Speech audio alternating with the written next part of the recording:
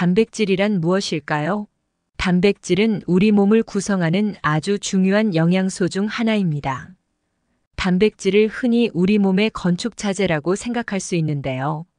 마치 집을 짓기 위해서 벽돌과 철근이 필요하듯이 우리의 근육, 피부, 장기, 뼈나 머리카락, 손톱 등은 모두 단백질로 만들어져 있습니다.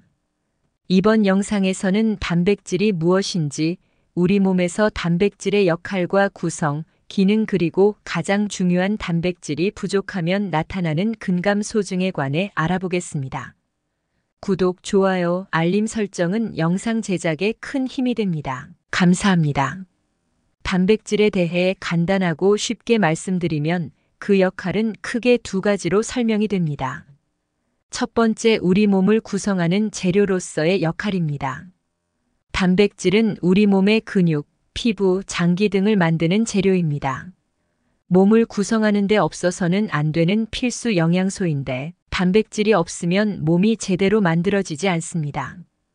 예를 들어 건물을 지을 때 벽돌과 철근이 없으면 튼튼한 집을 지을 수 없듯이 우리 몸도 단백질이 없으면 튼튼한 근육이나 장기를 만들 수 없기 때문입니다. 두 번째로, 몸의 기능을 도와주는 도구로서의 역할입니다. 단백질은 몸 안에서 여러 가지 기능을 담당하는 도구 역할도 하는데요.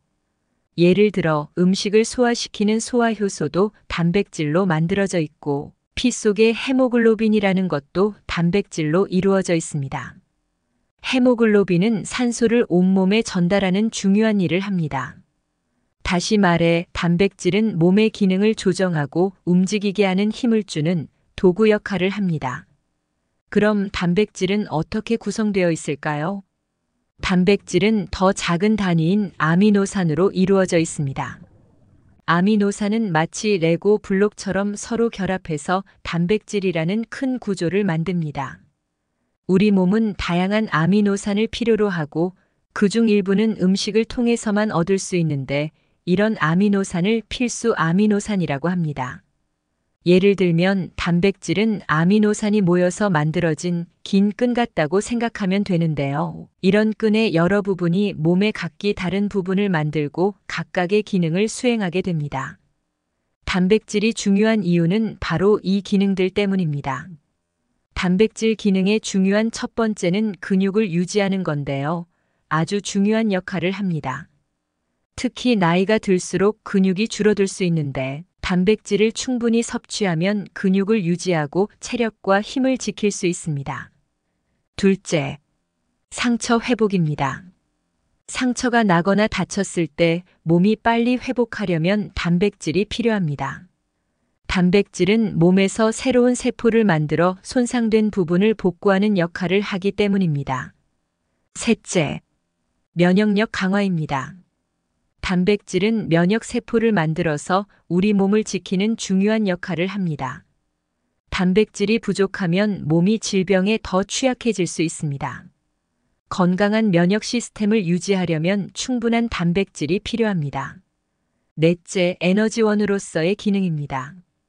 단백질은 탄수화물이나 지방처럼 에너지원으로 사용되는데요. 특히 다른 영양소가 부족할 때 단백질이 몸에 에너지를 공급해 줍니다. 이렇게 신체에 중요한 역할을 하는 단백질은 장기간 부족하게 되면 특히 노인들에게 다양한 노인성 질환이 발생할 수 있습니다. 그 질환들은 다음과 같습니다. 첫째, 근감소증입니다. 근감소증은 나이가 들면서 근육량과 근력이 급격히 감소하는 질환입니다. 근육을 유지하고 회복하는 데 필요한 단백질이 부족할 경우 근감소증이 급격히 심화되어 일상생활에 어려움을 겪을 수 있습니다. 이는 넘어짐이나 부상을 유발하는 주요 원인 중 하나입니다. 둘째, 골다공증입니다. 단백질은 뼈 건강에도 중요한 역할을 하고 있는데요. 단백질이 부족하면 칼슘 흡수가 저하되고 골밀도가 낮아져 골다공증이 발생할 수 있습니다. 이는 노년기에 골절 위험을 증가시키는 원인이 됩니다. 셋째, 면역력 저하. 단백질이 부족하면 면역 체계가 약화되어 감염병에 취약해질 수 있습니다. 특히 노인들은 감기, 폐렴 등 감염성 질환에 더 잘 걸리게 되고 회복도 늦어지게 됩니다. 넷째, 인지 기능 저하. 단백질은 뇌 기능을 유지하는 데에도 아주 중요한 역할을 하고 있는데요. 단백질 부족은 기억력 감퇴와 같은 인지 기능 저하로 이어질 수 있고, 이는 치매와 같은 노인성 뇌 질환의 위험을 증가시킬 수 있습니다. 다섯째는 노화와 관련된 허약 증후군입니다. 단백질 섭취가 부족하면 체력 저하, 피로, 체중 감소 등으로 이어져 노인성 증후군이 발생될 수 있습니다. 이는 노인의 일상 활동을 힘들게 하고 신체 기능 저하를 높이는 결과를 만듭니다. 특히 노년기에 단백질 섭취가 부족하면 근육 손실이 가속화되고 이로 인해 생기는 근감소증은 노년기에 가장 주의해야 할 질환 중 하나인데요. 그 이유는 다음과 같습니다. 첫째, 신체 기능의 저하입니다. 근감소증이 심해지면 걷기, 일어서기 등 기본적인 신체 활동도 어려워질 수 있습니다. 둘째는 골절 위험의 증가인데요. 근감소증으로 인해 근력이 약해지면서 균형을 잡기 어려워져 쉽게 넘어지고 그로 인한 골절 위험이 커집니다. 특히 노인들에게 골절은 심각한 문제로 이어질 수 있습니다. 근감소증으로 인한 세 번째 질환은 일상생활의 어려움입니다. 근감소증이 심화되면 일상생활에서의 자립도가 낮아지고 누군가의 도움을 필요로 하는 상황이 자주 생겨 신체 기능이 급격히 떨어지게 됩니다. 그럼 노년기 치명적인 질환인 근감소증을 예방하기 위해서는 어떻게 해야 할까요?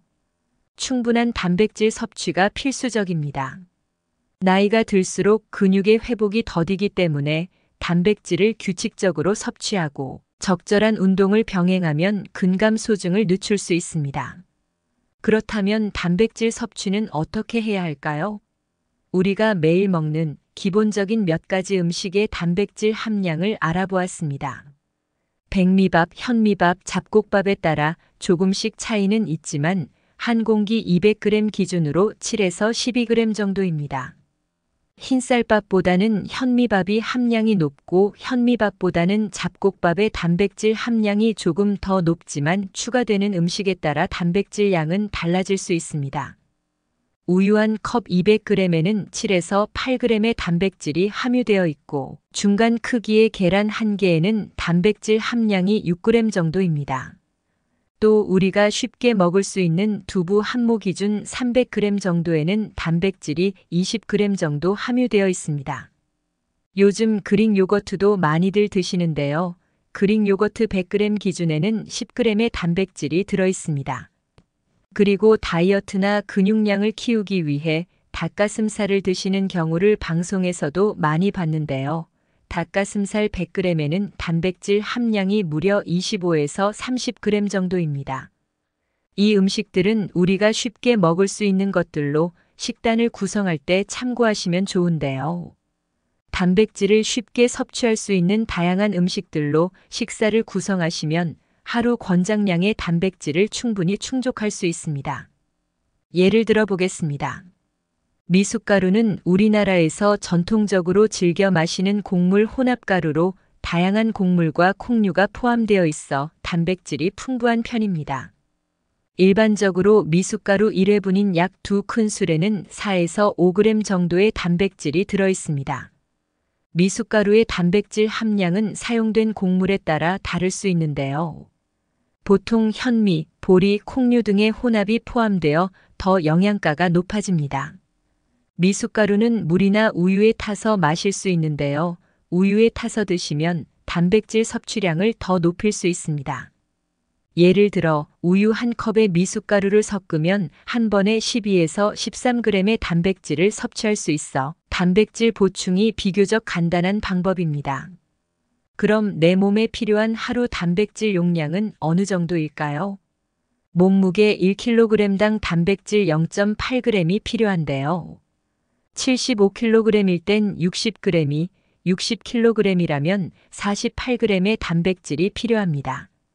지금까지 신체의 모든 부분에 없어서는 안 되는 단백질은 우리 몸을 유지하고 질병으로부터 보호하는 데 아주 중요한 물질이라는 것을 알게 되었는데요. 꾸준한 단백질 섭취는 단순한 영양소가 아니라 질 높은 건강한 삶을 위한 가장 중요한 요소 중 하나라는 것을 알게 되었습니다.